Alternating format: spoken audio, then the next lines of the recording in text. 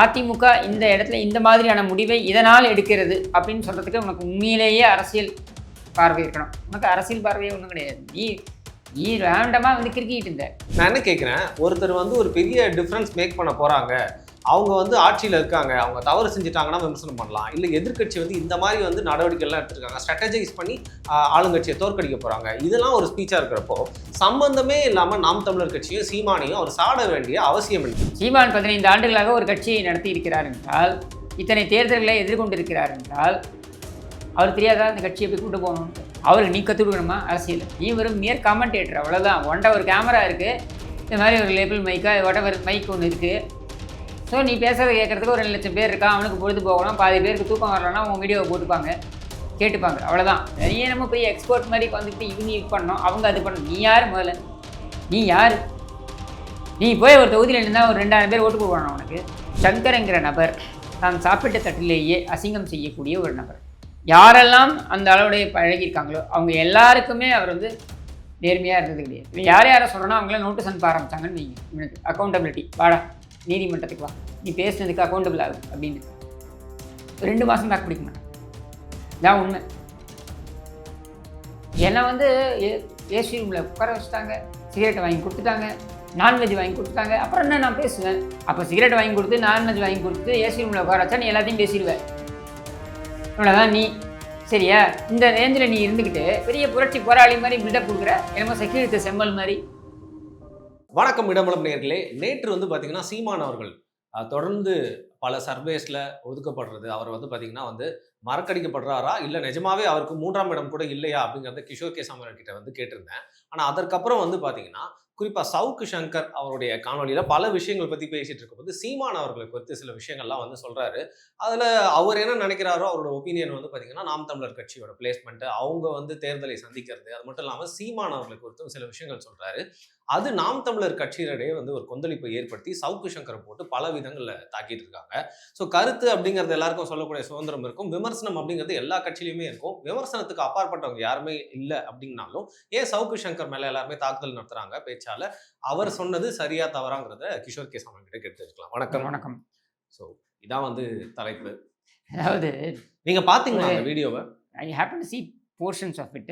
இல்ல அந்த பகுதியை மட்டும் கட் பண்ணி பரப்பிட்டு இருந்தாங்க. அதனால அதை பார்த்தேன். பட் என்னன்னா, ஒரு 2 மாதம் முன்னாடி வரைக்கும், 2 மாதம் இல்லை 1 மாதம் முன்னாடி வரைக்கும் பார்த்தீங்கன்னா, விஜய் நான் எங்கேயும் இல்லை, அதிமுக கூட்டில் தான் வராரு, விஜய் எங்கே தான் வராரு இப்படின்லாம் தான் பேசிட்டு. சரியா? இப்போ நேத்திக்கு விஜய் தனியாக தான் போகிறாரு அப்படின்ட்டு. ஸோ உனக்கே என்ன நடக்குதுன்னு தெரியாது, நீயே அங்கே நடக்கும்போது பார்த்து தான் நீயே வந்து ரியாக்ட் பண்ணுற. சரியா? So you are nobody. நான் அதுக்கு முன்னாடியிலேருந்து சொல்லியிருக்கேன், சங்கரோடைய டேலண்ட் என்ன, ஒருத்தருடைய ப்ளஸ் பாயிண்ட் என்ன, ஸ்ட்ராங் பாயிண்ட் என்னன்றது தெரிஞ்சு தான் நம்ம பேசுவோம். அவங்களுடைய கிரே ஏரியாஸை நம்ம தெரிஞ்சுப்போம். அப்போ அந்த ஸ்ட்ராங் பாயிண்ட் என்ன, உனக்கு 4 இடத்துலேருந்து வரக்கூடிய சோர்ஸஸ்ன்ற பேரில் உனக்கு வரக்கூடிய இன்புட் இன்ஃபர்மேஷன். சரியா? இதை வைத்து நீ வந்து பேசுவ. நீயா போய் உழவெல்லாம் பத்தலாம் எதுவும் பண்ணுறதில்ல, நீ உட்கார்ந்த இடத்துல உனக்கு வருது. ஏன்னா உனக்கு பார்வையாளர்கள் இருக்காங்க, ஒரு 1 லட்சம் பேர் 2 லட்சம் பேர் பார்ப்பான் நீ சொல்கிறத அப்படின்றதுனால ஆட்டோமேட்டிக்காக அவர்கிட்ட சொன்னால் இந்த விஷயம் வெளியில் போகும் அப்படின்னு. இப்போ உதாரணத்துக்கு கேஎன்ஏரை பற்றி பேசணும்னா, அன்பில் மகேஷ் வந்து என்ன பண்ணுவான், ரொம்ப ஈஸி ரூட்டு, சங்கருக்கு ஃபோனை போடு, இந்த விஷயத்தை கொடு, கேஎன்ஏரை பற்றி போடு. கேஎன்ஏருக்கு ஏதாவது போட்டு பார்க்கணும் அன்பில்னா சங்கருக்கு ஃபோன் போடு, கொடு. இதுதான் எல்லா பார்ட்டிக்கும். சரியா? இதான் இதில் தான் உன் பழப்பு ஓடிக்கிட்டு இருக்கு. இல்லைலாம் உனக்கு எந்த பழப்பும் கிடையாது. சரியா? டிபார்ட்மெண்ட்லேயும் இதை தான் பண்ணிட்டு இல்லை. டிபார்ட்மெண்ட்டில் ஒரு செட் ஆஃப் போலீஸ்க்கு எதிராக இன்னொரு செட் ஆஃப் போலீஸ் அகேன்ஸ்டாக இருப்பாங்க, அவங்களுக்குள்ள சில ஃபேக்ஷன் இருக்கும். அப்போ இந்த செட் ஆஃப் போலீஸ் இந்த செட் ஆஃப் போலீஸ்க்கு எதிராக சரி போட்டு கொடுப்பாங்க. அதுக்கு யாரை பயன்படுத்திப்பாங்க? உன்னை பயன்படுத்திப்பாங்க. இவ்வளோதாங்க விஷயம். சரியா? இந்த விஷயத்தை தன்னுடைய தேவைக்காக பயன்படுத்திக்கக்கூடிய நபர் தான் சங்கர். அதனால சங்கர் சொல்றதை நீங்க சீரியஸா எடுத்துக்க வேண்டிய அவசியமே கிடையாது. இல்லைங்க, நீங்க இந்த ஒரு பார்வை அப்படிங்கிறது உங்களுடைய கருத்தா இருக்கு. அரசியல் கணிப்பு அப்படின்றது என்ன தெரியுமா? அரசியல்ல திமுக இந்த இடத்துல இந்த மாதிரியான முடிவை எடுக்கும், அதிமுக இந்த இடத்துல இந்த மாதிரியான முடிவை இதனால் எடுக்கிறது அப்படின்னு சொல்றதுக்கு உனக்கு உண்மையிலேயே அரசியல் பார்வை இருக்கணும். உனக்கு அரசியல் பார்வையே ஒன்றும் கிடையாது. நீ ரேண்டமா வந்து கிரிக்கிட்டு இருந்த சவுக்குன்ற வெப்சைட்டில். உனக்கு எழுத்தாற்றல் நல்லா இருக்குது, அதாவது எளிமையாக இருக்கக்கூடிய, சாமானியனும் புரிந்து கொள்ளும் வகையில் எழுதக்கூடிய ஒரு எழுத்து நடை உனக்கு. அதுவே உன்னுடைய டெலிவரி ஆஃப் இதுலேயும் வருது. சரி. இது 2 தான் உன்னுடைய ப்ளஸ் பாயிண்ட். இதனால உனக்கு அரசியல் பார்வை இருக்கு, இல்ல அரசியல் அறிவு இருக்குன்னா ஒரு மண்ணாங்கட்டியும் கிடையாது. சரி. ஆனா இப்போ திமுக பத்தி பேசினாரு, அதிமுக பத்தி பேசினாரு. அந்த காணொளியில நான் முழுசா பார்க்க நேர்ந்தது. ஏன்னா, அந்த பகுதிய மட்டும் பார்த்துட்டு, அதுக்கப்புறம் அந்த முழு காணொளியும் பார்க்கிறப்போ, அப்போ ரேண்டமா நடுவுல வந்து சீமான் அவர்கள குறித்து வருது. நான் என்ன கேட்கிறேன், ஒருத்தர் வந்து ஒரு பெரிய டிஃபரன்ஸ் மேக் பண்ண போறாங்க. அவங்க வந்து ஆட்சியில இருக்காங்க. அவங்க தவறு செஞ்சுட்டாங்கன்னா விமர்சனம் பண்ணலாம். இல்ல எதிர்க்கட்சி வந்து இந்த மாரி வந்து நடவடிக்கைலாம் எடுத்திருக்காங்க. ஸ்ட்ராட்டஜைஸ் பண்ணி ஆளுங்கட்சிய தோற்கடிக்க போறாங்க. இதெல்லாம் ஒரு ஸ்பீச்சா இருக்கிறப்போ, சம்பந்தமே இல்லாம நாம் தமிழர் கட்சியும், சீமானையும் அவர் சாட வேண்டிய அவசியம் என்ன? ஏன்னா, அதாவது இன்னைக்கு இருக்கக்கூடிய sorry to interrupt. No. Please. இன்னைக்கு இருக்கக்கூடிய அரசியல் பார்வையாளர்கள், maybe including me, we are only mere commentators. வெளியில இருந்து கமெண்ட் பண்றோம். அவ்வளவுதான். சரியா?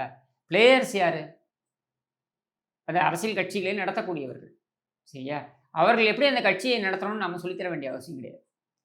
நம்ம என்ன நினைச்சுக்கிறோம், நமக்கு பார்வையாளர்களுக்கான நம்ம தான் அறிவு ஜீவிகள் அப்படின்ட்டு. அவங்க தான் பிளேயர்ஸ். சீமான் 15 ஆண்டுகளாக ஒரு கட்சியை நடத்தி இருக்கிறார் என்றால், இத்தனை தேர்தல்களை எதிர்கொண்டிருக்கிறார் என்றால், அவர் தெரியாதா அந்த கட்சியை எப்படி கூட்டு போகணும்ட்டு? அவருக்கு நீ கற்றுக் கொடுக்கணுமா அரசியல்? அவர் எவ்வளவு அடி வாங்கியிருப்பாரு, எவ்வளவு பிரச்சனைகளை எதிர்கொண்டிருப்பாரு, எவ்வளவு வழக்குகளை எதிர்கொண்டிருப்பாரு. இதையெல்லாம் கடந்து அவர் வந்து ஒவ்வொரு தேர்தலையும் பார்த்தீங்கன்னா 234 தொகுதினா 234 தேர்தலையும் வேட்பாளர் நிறுத்துறாங்க. சரியா? அதனால அவருக்கு நீ பாடம் எடுக்க வேண்டிய அவசியம் கிடையாது. நீ வெறும் மியர் காமெண்டேட்டர் அவ்வளோதான். உன்ட்ட ஒரு கேமரா இருக்கு. இந்த மாதிரி ஒரு லேபிள் மைக்கா வாட்டெவர் மைக் ஒன்று இருக்கு. ஸோ நீ பேசுறதை கேட்கறதுக்கு ஒரு 2 லட்சம் பேர் இருக்கான். அவனுக்கு பொழுது போகணும். பாதி பேருக்கு தூக்கம் வரலன்னா உன் வீடியோவை போட்டுப்பாங்க, கேட்டுப்பாங்க. அவ்வளோதான். எனக்கும் அது பொருந்தும். சரியா? We are only mere commentators. நம்மளை வந்து என்னன்னா நம்ம அரசியல் தலைவர்களோட பொருத்தி பார்க்கக்கூடாது. ஏன்னா அவர்கள் உண்மையிலேயே களத்தில் களமாடக்கூடியவர்கள். உன்னையும் போன்ற பார்வையாளர்கள் கிடையாது. ஒரு கிரிக்கெட் மேட்ச் நடக்குது, வரும் காமெண்டேட்டர்ஸ் உட்காந்துருப்பாங்க. அந்த காமெண்டேட்டர்ஸை யார் தெரியுமா போடுவாங்க? முன்னாள் பிளேயர்ஸாக இருந்தவங்களை போடுவாங்க. ஏன் தெரியுமா? ஏன்னா அவர்களுக்கு அந்த விளையாட்டு எப்படின்னா அந்த களத்தில் அவர்களும் களமாடி இருக்கிறாங்க. கள நிதர்சனம் தெரியும். அதனால I would not even call my self an expert commentator. ஒரு ரேண்டம் காமெண்டேட்டர் தான் நான். ஒரு சாமானியனுடைய பார்வை. அந்த மாதிரி தான் நீயும் ஒரு சாமானியனோட பார்வைன்னு தான் எடுத்துகிட்டு போக முடியுமே தவிர, நீ நம்ம பெரிய எக்ஸ்பர்ட் மாதிரி வந்துட்டு இவங்க இது பண்ணணும், அவங்க அது பண்ணணும். நீ யார் முதல்ல? நீ யார்? நீ போய் ஒரு தொகுதியில் நின்னா ஒரு 2000 பேர் ஓட்டு போடுவானா உனக்கு? இல்லைங்க, அவர் தான் சொல்கிறாருங்க, நான் நிற்கணும்னு நினச்சா வந்து உதயநிதிக்கு எதிராகவே நிற்பேன். அது நில்லு. 2000 ஓட்டு வாங்க மாட்டேன் நீ. ஏங்க அப்படி பார்த்தா சீமான் அவர்கள் தாங்க தேவையில்லாமல் அவர் ஒரு வாட்டி ஜெயிலிருந்து வந்தப்போ என் பக்கத்தில் உட்காந்து என் தம்பி நான் வந்து அவனை நிற்க வைப்பேன் அப்படின்னு சொல்லி. சீமானுடைய பெருந்தன்மை அது. சரியா? அது வந்து சங்கருக்கு மட்டும் கிடையாதுங்க. சீமானை கடுமையாக விமர்சிக்கக்கூடிய திமுகவை சேர்ந்த நபர்களே நாளைக்கு ஆட்சி மாற்றமே வருதுன்னு வைங்களேன். ஆட்சி மாற்றம் வந்து இந்த திமுகவுக்காக பேசக்கூடியவர்கள் வாய் விட்டுருக்காங்க இல்லையா? நிறைய யூடியூப் சேனல்ஸ், நான் பேர்லாம் சொல்ல விரும்பலை. இந்த யூடியூப் சேனல்ஸ்லாம் வாய் விட்டுருக்காங்க இல்லையா? இவைகள்லாம் சிறைக்கு போக போகுது உறுதி. இவர்கள் சிறைக்கு செல்லும் பொழுது இதே சீமான் தான் அப்பவும் குரல் கொடுப்பார். இதே சீமானை இவ்வளவு ஆபாசமாக மோசமாக பேசி கொண்டிருக்கின்ற இந்த நபர்களுடைய உரிமை பறிக்கப்பட்டால் அவர்களுக்கும் ஆதரவாக குரல் கொடுக்கக்கூடிய, அது முதல் குரலாக கொடுக்கக்கூடிய நபராக சீமான் இருப்பார். இது என்னுடைய பர்சனல் எக்ஸ்பீரியன்ஸ் நான் சொல்றேன். சரியா? அதனால இது சீமானுடைய பண்பு. சரியா? அந்த பண்பை நான் மதிக்கிறேன். எனக்கு சீமானை ஏன் பிடிக்கும்னா, நிறைய பேர் சொல்லுவாங்க உனக்கு வந்து ஒரு கட்சி, எனக்கு ஒரு கட்சி பிடிப்பு இருக்குது. ஆமாம், எனக்கு வந்து அதிமுக பிடிக்கும், அது வேற விஷயம். அதை கடந்து எனக்கு சீமானை ஏன் பிடிக்கும் அப்படின்னா இந்த பண்பினால் தான் எனக்கு பிடிக்கும். இது ரொம்ப உயர்ந்த பண்பு. இது சீமானிடம் இருக்கிறது அப்படின்றத நான் பார்க்குறேன். அவ்வளவுதான். சரியா? அதனால அதனால சங்கருக்கு அவர் இடம் என்ன கொடுக்கறதுக்கு இருக்கு? சங்கர் நாளைக்கு யாராக இருந்தாலும் அது செய்வார். ஏன் ஸ்டாலினுடைய உருவ பொம்மையை வந்து எரித்தார்கள் கர்நாடகாவில், தவறு. குரல் கொடுத்தது யார்? முதல் குரல் கொடுத்தது சீமான் தான். திமுக அமைச்சரவையில் ஏற்கனவே வாய் மூட்டு வந்தோம். சீமான் தான் முதல் குரல் கொடுத்தார் கண்டித்து. சரியா? அதனால அப்படி நம்ம பார்க்க முடியாது. ஏன் திரைத்துறையில் ரெட் ஜெயிண்ட் என்கிற இதுக்கு போது என் தம்பி இருந்துட்டு போட்டோமே அப்படின்னு சொன்னது யாரு? சீமான் தான். சரியா? அதனால சீமான் திமுகவோட கைகூலின்னு பார்ப்பீங்களா? அப்படி கிடையாது. திமுகவை எங்கே விமர்சிக்க வேண்டுமோ அங்கே விமர்சிப்பேன் அப்படின்னு அவர் நிலைப்பாட்டை எடுத்துக்கிறார். எனக்கு அதில் உடன்பாடு இல்லாமல் இருக்கலாம், அது வேற விஷயம். சரியா? இப்படி சீமானுடைய பெருந்தன்மை, சீமானுடைய அடிப்படை மாண்பை வந்து நீங்க உங்களுக்கான இடம் நீங்க தவறாக புரிஞ்சிக்க கூடாது. அது நான் எல்லா கட்சிக்கும் சொல்லுவேன். சங்கர் என்கிற நபர் தான் சாப்பிட்ட தட்டிலேயே அசிங்கம் செய்யக்கூடிய ஒரு நபர். சரியா? நீ எந்த கட்சியை வேணா எடுத்துக்கோங்க. இல்லை தன்னுடைய லைஃப்பில் நான் சொல்கிறது தன்னுடைய லைஃப் லாங் இன்னி வரைக்கும் இருக்கக்கூடிய இதில் பார்த்தீங்கன்னாக்க யாரெல்லாம் அந்த அளவுடைய பழகியிருக்காங்களோ அவங்க எல்லாருக்குமே அவர் வந்து நேர்மையாக இருந்தது கிடையாது. இல்ல அதுதான் நான் கேள்வியா கேட்கலாம்னு நினைச்சேன். அவர் த்ரோ பண்ற நேம்ஸ்லாம் வந்து பாத்தீங்கன்னா, நம்ம நண்பர் தான் நேரு அப்படின்னு சொல்லிட்டு நேரு பேசினதை எக்ஸ்போஸ் பண்றாரு. அப்போ கட்சிக்குள்ளேயே ஒரு ஃபேக்ஷன் இருக்கும். அப்ப நேரு மேல அதிருப்தி ஏற்படும்னு தெரியாதா? ஏன் மாப்பிள்ளையே சொல்லியிருக்காரு, எங்க மாமாக்கு வந்து பேசுறதுக்கு வராது, ப்ராம்ப்டர் பார்த்து பேசுவாருன்னு சபரீசன் கூட பழகுனது சொல்றாரு. ஒரு போஸ்ட் ஒன்று பார்த்தேன். ரொம்ப நாள் வந்து ஆஃபீஸ்லாம் பார்த்து கொடுத்த ராஜ் சேத்தனையே வந்து இப்படி பண்றான், இவன் எப்படி நம்ப முடியுங்கிற மாதிரி சவுக்கு சங்கர் அவர்களை பத்தி கூட்டினாங்க. ஸோ இது வந்து இப்படி தொழில் ரகசியம்னு கேட்கறதா இல்லை என்ன ஒரு பேட்டர்ன்? அதாவது யாராவது ஒருத்தருக்காவது அவங்க வந்து நீ உன் வாழ்க்கையில நீ எவனுக்குமே நேர்மையா இருக்க முடியாது. அது உன்னுடைய டிஎன்ஏ. அது அவருக்கே தானே அது பாதிப்பா வரும். ஏன் அந்த அது மாதிரி அவன் என்னங்க பாதிப்பு? அவனுக்கு என்ன பாதிப்பு? What has he got to lose? ஒண்ணும் கிடையாது. வெட்டி பேச்சு பேசிட்டு போறவனுக்கு என்னங்க பாதிப்பு இருக்க போகுது? திரும்பி உட்காந்து அவன் வந்து ஏதாவது மலதி அப்படின்னு நீ வந்து உட்காந்து கதை அளக்க போற, வெட்டி பேச்சு பேச போற. இந்த வெட்டி பேச்சு பேசுறதுக்கு என்ன பாதிப்பு இருக்க போறது? ஒண்ணும் கிடையாது. நேரு இல்லைன்னா அன்பில் இருக்க போறான். அன்பில் இல்லைன்னா இன்னொருத்தன் இருக்க போறான். எவனோ ஒருத்தன் ஏதோ ஒரு எவனுக்கோ ஒன்று ஏதோ ஒரு தேவை இருக்குல்ல. இந்த தேவை இருக்கக்கூடிய நபர்கள் இந்த ஓட்டவாயிட்ட போய் சொன்னோம்னாக்கா இவன் பேசுவான். ஓட்டவாய் கூட இல்லை, இவன் காரியக்கு இருக்கேன் சரியா? எப்போ ஓட்டவாயெல்லாம் கூட கிடையாது, இவன் காரியக்கு இருக்கேன். இவன் மாற்றி மாற்றி பேசுவான் சரியா? இவனை பற்றி ஒரு வீடியோ வைரல் ஆச்சு. புதுக்கோட்டை விஜயபாஸ்கர் பற்றி இவன் ஃபெலிக்ஸில் உட்காந்து ஆத்தும்போது இதே விஜயபாஸ்கர் அவர்களே மிக மட்டமாக பேசியது. விஜயபாஸ்கர் சூப்பராக செயல்பட்டார் அப்படின்னு அதுக்கப்புறம் பின்னாட்களில் பேசியது. பெரியாருக்கே டஃப் கொடுப்பார் போல இருக்கு. அதுதான் இது மாதிரி இல்லை, அவராவது சித்தாந்த ரீதியாக தன்னுடைய நிலைப்பாட்டை ஒவ்வொரு இடத்துலையும் மாற்றி கொண்டு வந்தார். அது வேற விஷயம் சரியா? அது அரசியல் நிலைப்பாடு. அப்படி பார்த்தீங்கன்னா எந்த அரசியல்வாதியும் நீங்கள் வந்து நீங்கள் அதில் வந்து சேர்க்காம இருக்க முடியாது. எல்லா அரசியல்வாதியும் தங்களுடைய நிலைப்பாட்டை ஏதோ ஒரு இடத்துல மாற்றிருப்பாங்க. காங்கிரஸாக இருக்கட்டும், பாஜகவாக இருக்கட்டும், யாரெல்லாம் இருக்கட்டும், அதிமுகவாக இருக்கட்டும், திமுகவாக இருக்கட்டும், அவங்க எல்லாருமே அது பேசலை. நான் இவன் நேரத்துக்கு ஏற்ற மாதிரி பேசுறது எதுக்குன்னா அன்னைக்கு அந்த ஆதாயத்துக்கு அந்த பேச்சை கொண்டு போகணும், அவ்வளவுதான். இப்போ இந்த வீடியோ வைரல் ஆகிடுச்சு. இதை விஜயபாஸ்கரை பற்றி பேசியது. உடனே என்ன பண்ணுறான், இந்த அரட்டை இதில் உட்காந்துக்கிட்டு வேணும்னே விஜயபாஸ்கரை பற்றி தப்பாக பேசுகிற மாதிரி. அதாவது இவர் நேர்மையாக இருக்காராம். எதுக்கு இந்த கதை? எதுக்கு இந்த பித்தலாட்டம்? உன் கதை டாப் டு பாட்டம் எங்களுக்கு தெரியும் சரியா? அது கூடிய சீக்கிரம் நிறைய விஷயங்கள் வெளில வரப்போகுது, அது வேற விஷயம் சரியா? அதுக்குள்ளே நான் போக வேண்டாம், அது நடக்கும்போது நடக்கட்டும். ஆனால் கேட்குறது என்ன இங்கே அப்படின்னா, நீ வந்துட்டு ஒரு காமெண்டேட்டர், நீ பேசுறது வெட்டி பேச்சு. இந்த வெட்டி பேச்சுக்கு எல்லாரும் வந்து உனக்கு பதில் சொன்ன கட்சிகள் தான் நான் சொல்லுவேன். கட்சிகள் இதுக்கு இடம் கொடுக்கறதுனால தான் இந்த மாதிரியான வெட்டி பயல்களுக்கெல்லாம் வந்து இங்கே மவுஸ் இருக்கு. இல்லை அதான் நான் சொல்லணும்னு வந்தேன். இப்போ எல்லாருமே இவரை யூஸ் பண்ணிக்கிறாங்க அப்படின்னு சொல்றீங்க. இல்லை யூஸ் எல்லாம் பண்ணிக்கலைங்க. அவங்களோட தேவைக்கு அவனை அணுகுறாங்க. அவனோட தேவைக்கு ஏற்ற மாதிரி அவன் சில டிமாண்ட்ஸ் வைக்கிறான். இவ்வளவுதான் நடக்குது. ஆனா அவங்களோட பேரையும் வெளியிட்டுறாரு, சில இடத்துல அவங்களையும் விட்டு கொடுத்துறாருல. ஸோ அவங்களுக்குலாம் நல்லா ஆகட்டும் அப்படின்னு தான் தோணுது. ஏன் நாம் தமிழர் கட்சியோட தம்பிகளே பல இடங்கள்ல அவங்களோட கருத்துக்களை சொல்றதுக்கு சவுக்கு சங்கர் சொன்ன சில கருத்துக்களை எடுத்து வச்சு அவரோட வீடியோஸை கட் பண்ணிலாம் போட்டாங்க. இன்னைக்கு அவங்களே தான் வந்து பாத்தீங்கன்னா அவர் வசதி எல்லாரையும் மேனிபுலேட் பண்ணுவான். அவனுக்கு தெரியுங்க இமோஷனலாக இந்த கண்டென்ட் பேசினா இதை எடுத்து எல்லாரும் பரப்புவாங்கன்னு தெரியும். அதனால அவன் பண்றான். அவன் சொல்றதுல 95% பொய், 5% உண்மை இருக்கும் அப்படின்றது எல்லா சம்மந்தப்பட்டவங்களுக்கு தெரியும். சரி நம்ம கடந்து போவோம் அப்படின்னு போகிறவங்க தான் நிறைய பேர் இருக்காங்க. என்ன பொறுத்தவரைக்கும் அக்கௌண்டபிலிட்டின்னு ஃபிக்ஸ் பண்ண ஆரம்பிச்சாங்கன்னு வைங்க, வெறும் ஒன்றும் இல்லை. இவன் யார் யாரை சொல்கிறோன்னா அவங்கள நோட்டீஸ் அனுப்ப ஆரம்பிச்சாங்கன்னு வைங்க, இவனுக்கு அக்கௌண்டபிலிட்டி வாடா நீதிமன்றத்துக்கு வா, நீ பேசுனதுக்கு அக்கௌண்டபிள் ஆகும் அப்படின்னு 2 மாதம் தாக்கு பிடிக்க மாட்டான். இதான் உண்மை. ஆஃபீஸை திருப்பியும் வந்து மூடிடுவார் அப்படிங்கிறீங்களா? அதை அவன் ஆஃபீஸ் நடத்தட்டும். I want Shankar to perform, I want Shankar to be இந்த சொசைட்டி சரியா? சங்கர் போன்றவர்களும் இந்த சமுதாயத்தில் நடமாட வேண்டும். சமுதாயம் இவர் போன்றவர்கள் யார் என்று தெரிந்து கொள்ள வேண்டும். சரி, இருந்தாலும் அவர் விமர்சனம் பண்றன்ற பேர்ல வந்து பாத்தீங்கன்னா கொஞ்சம் எல்லை மீறி கொஞ்சம் நிறைய வசைப்பாடிட்டாங்களோ. சில சொற்கள்லாம் வந்து ரொம்ப தடித்த சொற்கள்லாம் வந்து யூஸ் பண்றாங்க. ஸோ இவ்வளவு நாள் வந்து சமூக வலைதளங்களே எல்லாரும் தானங்க பண்றாங்க. இதை நான் சொன்னா எனக்கு அந்த தகுதி இருக்கா? நானே தடித்த வார்த்தையை பயன்படுத்தி. சரி, அப்போ okay, thanks for your honesty. So இன்னொரு விஷயம் நடக்குது. ஆம்ஸ்ட்ராங் அவர்களோட வருட வந்து நினைவு தினம். அதுலேயும் சவுக்கு சங்கர் போய் கலந்துக்கிட்டாரு. ஆனால் இது என்னோட கேள்வி வந்து சீமான அவர்களை பற்றி. அவர் வந்து பார்த்தீங்கன்னா தமிழ் தேசியம் பேசக்கூடியவர். அங்கே நின்று பேசி முடிச்சுட்டு ஜெய் பீம்னு சொல்லிட்டு வராது. அது டோட்டலி ஒரு கான்ட்ரடிக்ஷனாக வந்து தெரியுது இல்லையா? அது நிறைய பேர் அந்த மாதிரி ஒரு கருத்து வைக்கிறாங்க. நீங்கள் ஜெய் பீம்ன்றது என்னன்னா, இட் டாக்ஸ் அபவுட் அம்பேத்கருடைய எண்ண ஓட்டம். அம்பேத்கரை பொறுத்த வரைக்கும் அவர் வந்து இந்த எத்னிசிட்டி அப்படின்னு இருக்கு இல்லையா? அதாவது ஆ இனம் இனம் சார்ந்த குறியீடுகள் அப்படின்றதுல வந்து பார்த்தீங்கன்னா, அவரும் நெறைய படிக்கிறாரு, நெறைய எடுக்கிறாரு, ரிசர்ச் பண்றாரு. அப்படி ரிசர்ச் பண்ணும்பொழுது அவருக்கு சில எண்ண ஓட்டங்கள் இருக்கு. ம், ம்.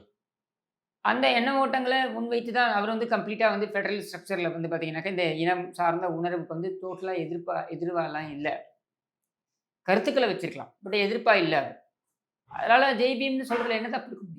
தவறு இல்லங்கிறீங்க. எனக்கு ஒண்ணும் அந்த இடத்துல அந்த கான்டெக்ஸ்ட்ல சொல்றதுல ஒண்ணும் தப்பு இல்லையே. Okay. Coming back to Savukku Shankar. நிறைவான ஒரு கேள்வி. இப்போ சீமான் மேல அவர் சொல்றப்ப இன்டைரக்ட்டா ஒரு விஷயம் சொல்றாரு. சீமான் வந்து சும்மா பேச்சுக்கு கேண்டிடேட் போடுறாரு. அத வச்சு வந்து கமிஷன் பார்க்குறாரு. இது வந்து டைரக்ட்டா சொல்லனால அது அத சொல்றது யாரு? அது சொல்ற நீ என்ன? இல்ல ஒரு 8% வாக்கு சக்தி இருக்கு. அந்த சக்திய விரயமாக்குறாருங்கிற ஒரு கோவத்துல, ஆதங்கத்துல சரி, பேசுறாரு சவுக்கு சரி. சங்கர். அது அதிமுக பக்கம் வரலன்ற ஒரு ஏங்க, கோவம் இருக்கும். அதாவது அதிமுக பக்கம் வர்றத பத்தி அதிமுக கவலைப்பட்டுப்பாங்க. சரி. அதிமுகவே சீமானுக்கு எதிரா அந்த குற்றச்சாட்டை வைக்கலையே. ஆனா சரிங்களா? அதிமுகக்காக வந்து ஒரு ஸ்போக்ஸ் பர்சனா பேசிட்டு இருக்க சவுக்கு யாரு? சங்கர். அவர் யாருக்கு வேணா ஸ்போக்ஸ் பர்சனா பேசலாம். அவங்க எல்லாரும் அவர ஸ்போக்ஸ் பர்சனா ஏத்துக்கிறாங்களான்றது தான் கேள்வி. ம். சரியா? நீ யாருக்காக வேணா பேசுப்பா. நீ யாரோட வேணா ஒட்டிப்ப. அவங்க எல்லாரும் உன்ன அதிகாரப்பூர்வமா ஏத்துக்கிறாங்களா? அப்படின்றது தான் கேள்வி. சரியா? ஏத்துக்க மாட்டாங்கன்றது தான் பதில். யாருமே பண்ண ஆனா மாட்டாங்க. தன்னை அப்படிதானே அவர் ப்ரொஜெக்ட் பண்ணிட்டு அது நீ இருக்காரு. என்ன வேணாலும் பதில் பண்ணிக்க. நீ இப்ப சபரீசன் கூட தான் 20 வாட்டி பேசினேன், 30 வாட்டி பேசினேன்னு சொல்ற. நீ நம்ம என்ன பார்த்தோமா? சரி. இப்போ நீயா கிளைம் பண்ணிக்கிறது தானே? ஒரு வீடியோல என்னால காட்ட முடியும். எடப்பாடி பழனிசாமிய புகழ்ந்து பேசுறாரு. இன்னொரு வீடியோல அவர் வந்து அட்வைஸ் பண்றேன்ற பேர்ல அந்த ஆளு அப்படின்னு சொல்றாரு.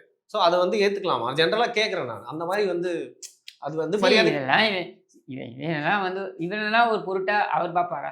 எடப்பாடி பழனிசாமி யூ திங்க் அவர் வந்து இந்த யூடியூப்ல ரேண்டமா இந்த மாதிரி பேசிட்டு போறவங்கலாம் பார்த்துட்டு அவர் ஆனா உட்காந்துருக்காரு இவர் நினைக்கிறீங்களா? பேசுறது அப்படிதானங்க சொல்றாரு. எல்லாருமே என்ன பார்க்குறேன். நான் சொல்றது தான் வந்து அவங்க கேட்கறாங்க. அதன் மூலியமா நீ அத மாத்திக்கிறாங்க. சொல்லிக்கலாம். நீ எல்லாமே சொல்லிக்கலாம். நீ ஒரு யூடியூப் சேனல் வச்சுட்டு ஒரு 2,00,000 பார்வையாளர வச்சுக்கிட்டு, நீ என்ன வேணாலும் பேசலாம். நான் திருப்பி சொல்றேன். நீ தெருவுல போய் நடந்தன்னா, செல்ஃபி எடுத்துக்கிறதுக்கு ஒரு 10 பேர் வருவான். சரி. எவன் உனக்கு ஓட்டு போடுவான்? அவன் மக்களுடைய ஓட்டை வாங்கிட்டு ஒரு வாக்காளரை ஒரு வீட்ல இருந்து ஒரு வாக்காளரை நகர்த்தி, அவங்க வந்து வாக்குச்சாவடிக்கு போயி, அவங்க ஓட்டு போடுறது எவ்வளோ கஷ்டம் தெரியுமா? அத அவங்க செய்றாங்க. அந்த வாக்குகளை பெற்று, மக்களோட நம்பிக்கையை பெற்று இன்றைக்கு வந்து உட்கார்ந்துருக்காங்க. இத நான் பார்த்துட்டேன். நெறைய பேர் இந்த மாரி ஸ்ட்ராட்டஜிஸ்ட்ன்னு வருவாங்க. சரியா? இவரு எடப்பாடி பழனிசாமியே இருக்காருன்னு வைங்க. அவர்ட்ட போவாங்க. போய் உட்காருவாங்க. சார் நீங்க இப்படி பண்ணணும். சார் நீங்க இத இப்படி பண்ணணும் அப்படின்னுவாங்க. எல்லாம் ரைட்டு. நீ என்ன பண்ண போற? அப்படின்னு அவர் திருப்பி கேட்டா அதுக்கு பதில் இருக்காது. அவரு என்ன பண்ணலாம்? அதான் 45 வருஷம் அரசியல்ல இருந்து,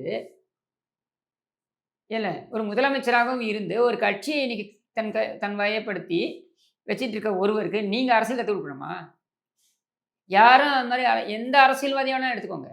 நான் சொல்றது தேர்தல் அரசியலை எதிர்கொள்ளக்கூடிய எந்த அரசியல்வாதியாலும் இருக்கட்டும். அவர்களுக்கு பாடம் எடுக்க வேண்டிய அவசியம் நமக்கு கிடையாது. எப்படி அந்த கட்சியை எடுத்துட்டு போனோம்? திமுகவே இருக்கட்டுமே. ஸ்டாலினுக்கு வந்து யாரும் பாடம் எடுக்க வேண்டிய அவசியம் கிடையாது. இல்ல ஸ்டாலின் மேல விமர்சனங்கள் இருக்கலாம். அதெல்லாம் வேற விஷயம். பொம்மைங்கிறோம். அதெல்லாம் வேற விஷயம். நிர்வாக ரீதியாக அவர் சரியில்லைன்றோம். இதெல்லாம் விமர்சனங்கள். பட் அவர் அரசியலை எப்படி நடத்தணும்னு நம்ம போய் பாடம் எடுக்கணுமா? தேவை கிடையாது. 50 வருஷம் அந்த ஆள் உட்கார்ந்துருக்காப்புல அந்த கட்சியில.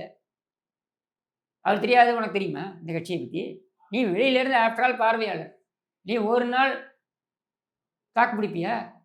என்னங்க ரகுவரன் வந்து அர்ஜுன பார்த்து கேட்கிற மாரி கேட்குறீங்க. வந்துற போறாருங்க அரசியலுக்கு. வா யார் வேணான்னது? வாப்பா. நீ இறங்கு கோதால இறங்கு. அப்புறம் யாரும் இந்த மாரி பேசுறது இல்லையோ அப்படின்னுவாரு. எதுக்கு இல்ல அவர் அதிமுக ஐடி இங்க பொறுப்புலே அதெல்லாம் எனக்கு வேணாம். நான் வந்து இங்க உனக்கு இருந்துக்கிறேன். யார் குடுக்குறாங்க முதல்ல? அவரு வேணாம்னு சொல்லிட்டாருங்க. உனக்கு யார் குடுக்கறதுக்கு தயாரா இருந்தாங்க முதல்ல? சரியா? உன்னை யார் சேர்த்துக்க தயாரா இருந்தாங்க? யாரும் சேர்த்துக்க தயாரா இல்ல. நீ ஏன் பேசுவ? அதாவது எனக்கு வந்து நான் வந்து அந்த காவல் அதிகாரிட்ட வந்து நான் வந்து எல்லாத்தையும் சொல்லிட்டேன். அத வந்து அவங்க பதிவு பண்ணி, சீக்ரெட்டா டேப் பண்ணி வெளிய விடுறாங்க. சரி நீ ஏன் சொன்னேன்னா, அதுக்கு பதில் சொல்றாப்புல. என்ன சொல்றாப்புல?